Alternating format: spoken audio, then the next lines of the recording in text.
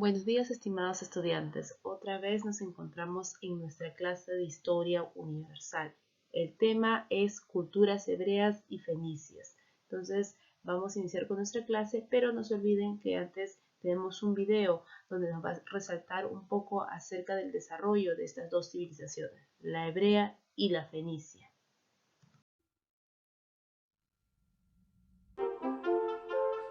Desde los tiempos prehistóricos, el Mediterráneo ha sido un espacio recorrido y compartido por pueblos muy diversos.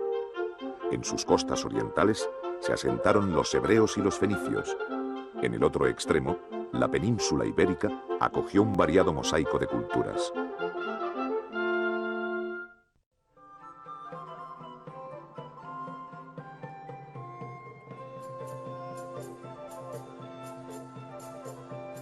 $1200 años antes del nacimiento de Cristo, las costas del Mediterráneo oriental sufrieron la invasión de los llamados pueblos del mar. El paso de los invasores propició el despertar de las grandes ciudades fenicias, permitiendo así el auge de esa cultura. Los fenicios iniciaron su expansión a través del mar, lo que les llevó a convertirse en verdaderos expertos de la navegación y a desarrollar con gran éxito su vocación comercial. Establecieron numerosas colonias en el Mediterráneo occidental, de las cuales Cartago habría de ser la más próspera, llegando a independizarse de la metrópolis.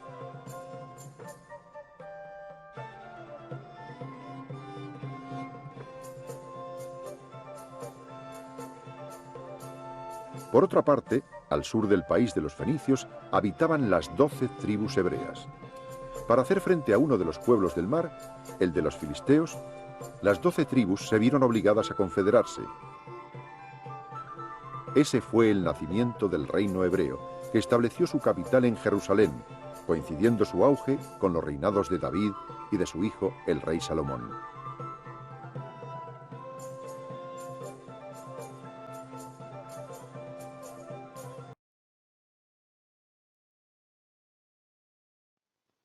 Empezaremos con los fenicios. Su ubicación o el medio geográfico donde se encontraron. Se ubicó en el extremo oriental en el mar Mediterráneo, en el cercano Oriente, actual país del Líbano. ¿Cuáles fueron sus límites? Por el lado oeste se limitó con el mar, en este caso vamos a activar nuestro cursor, el mar Mediterráneo. Por el lado este con el desierto de Siria que la separa de Mesopotamia, aquí. Por el norte con los territorios de Mitanni. Por el sur por el mar de Galia, Palestina, Israel.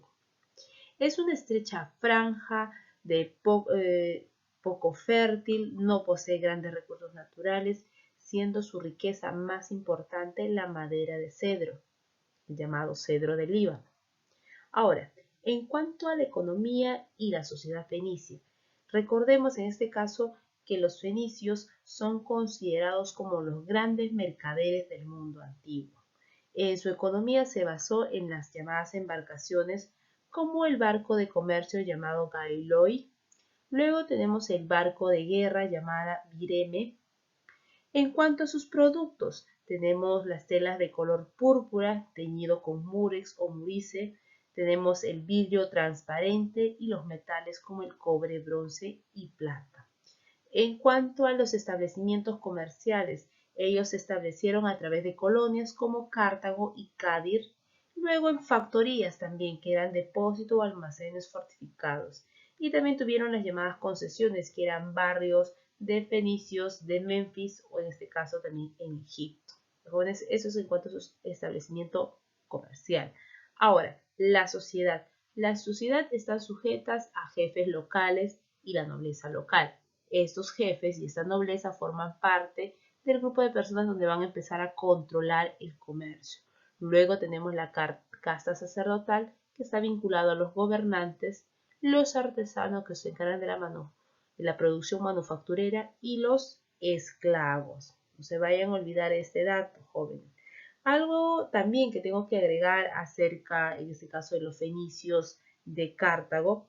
Esta colonia Cartago fue fundada en la época de Tiro, según la tradición, en el año 814 a.C., por la reina Dido.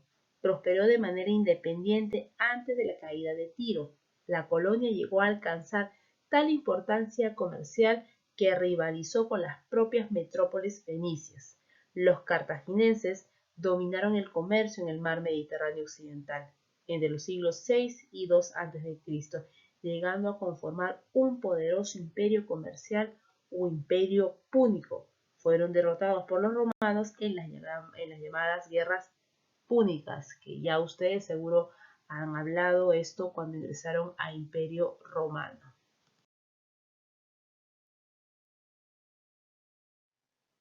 Ahora, con respecto a las etapas, o en este caso del desarrollo histórico, recuerda antes de ello que los fenicios nunca logran formar un estado unificado.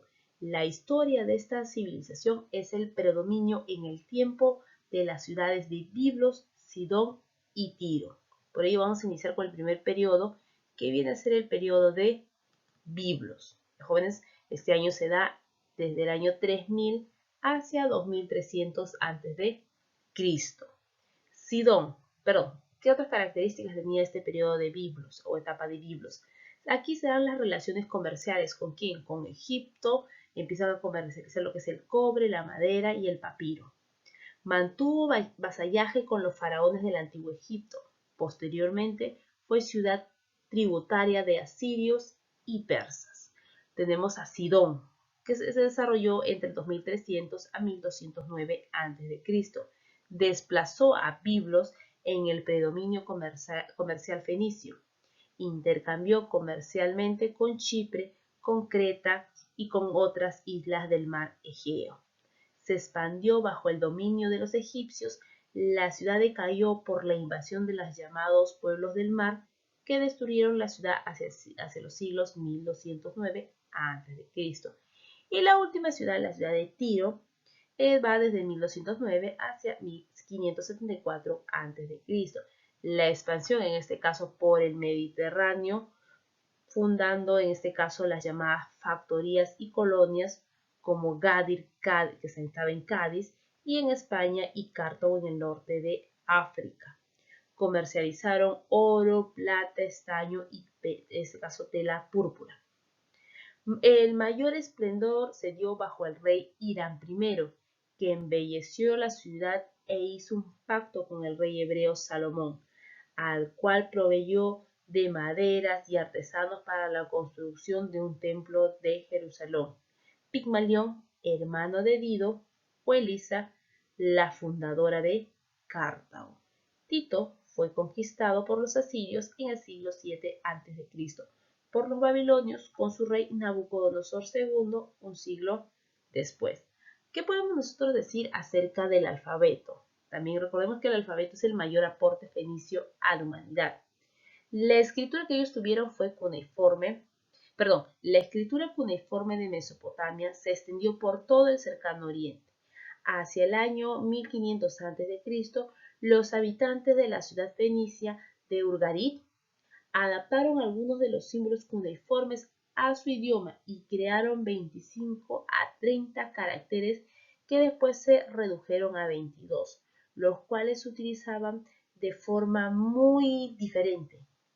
Ya no representaban ideas, sino sonidos, y al ser cambiados creaban palabras. Este primer alfabeto no contiene vocales, solo 22 consonantes. Los griegos adoptaron las letras fenicias y agregaron algunos símbolos propios, creando las vocales.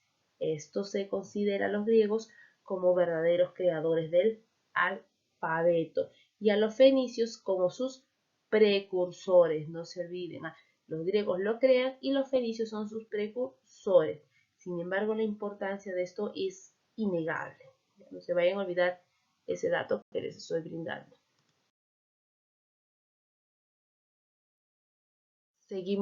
Seguimos entonces con los hebreos. Nosotros sabemos que los hebreos se ubicaron en la región antigua de Canaán. Estos se encuentran en el cercano oriente. Actuales países de ¿qué? Palestina e Israel. Sus límites fueron por el norte con los fenicios, por el sur con la península Sinaí con el oeste con el mar Mediterráneo y con el este con el mar Muerto o el río de Jordán. Los hebreos eran tribus nómades de origen semita, dedicados al pastoreo. Cuando se establecieron en Canaán, procedentes de Ur de Caldea, practicaron la agricultura, cultivando trigo, olivo, vid y frutales. Los jóvenes no se deben olvidar, supieron aprovechar el intenso comercio de las caravanas realizados entre Ur y Harán, que se encontraban en los montes de Armenia. Era una sociedad patriarcal y esclavista.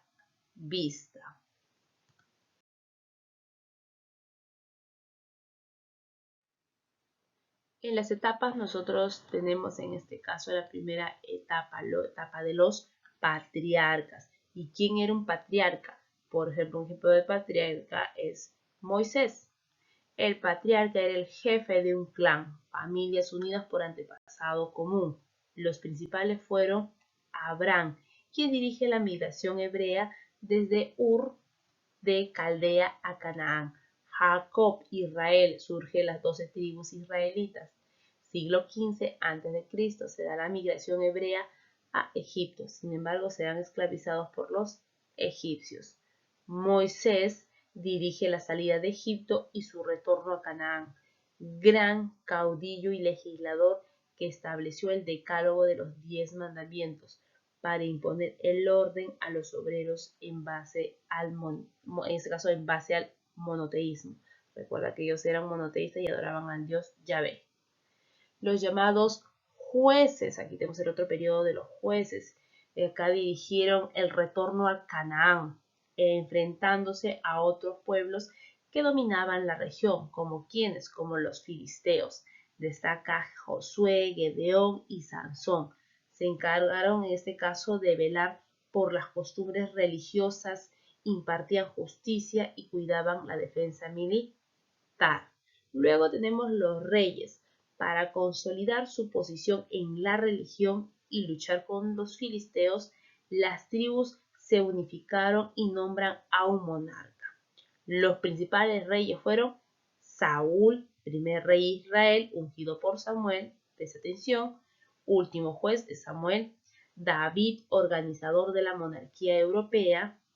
Luego tenemos una obra de David, este unificó las 12 tribus y estableció la capital en Jerusalén. Y por último, a Salomón, que es un notable diplomático y estadístico. Impulsó el comercio con fenicios, egipcios, Caldea, Arabia y sobre todo mandó a construir el templo de Jerusalén. Y por último, la dominación extranjera. ¿En qué consiste o qué es lo que se dio en esta dominación? Pues a la muerte de Salomón, el reino se divide en dos. En el reino de Judá, como se ve aquí en nuestra imagen, y el reino de Israel en el norte.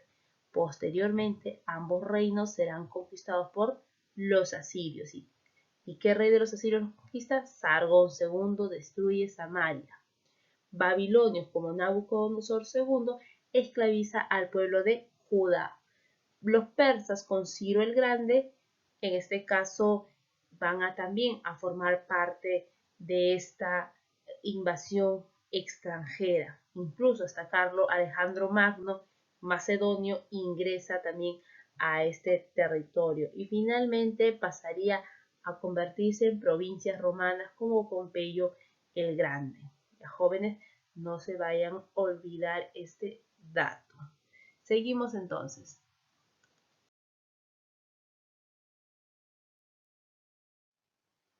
El monoteísmo, el principal aporte cultural de los hebreos.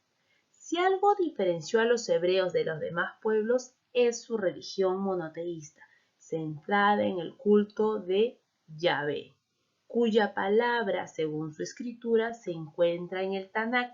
¿Y qué es el Tanakh? Es la Biblia judía o Antiguo Testamento de la Biblia cristiana. Es el libro sagrado recopilado a través de su historia por los llamados hagiógrafos, que son escritores sagrados. Uno de ellos fue el profeta Ezequiel.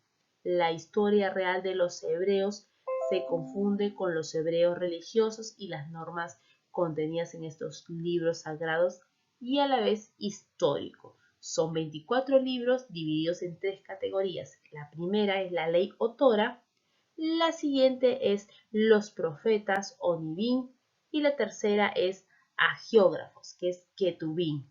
Jóvenes, no se vayan a olvidar entonces de esta estructura de los 24 libros que fueron divididos en 3 categorías: la ley, los profetas y agiográficos, los agiográficos.